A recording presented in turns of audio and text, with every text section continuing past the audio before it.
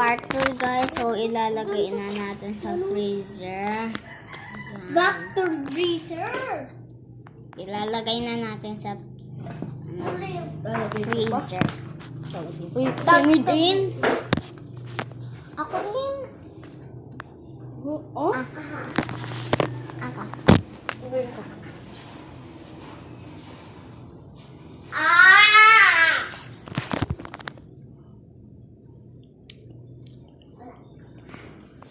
So, ilalagay na natin sa freezer guys.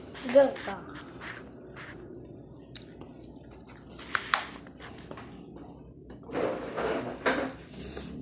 Sobra sa sarap. Lagay na natin sa freezer. Wait. Guys, ilagay na natin sa freezer. So, ito sa akin nakaharap. Akin dito.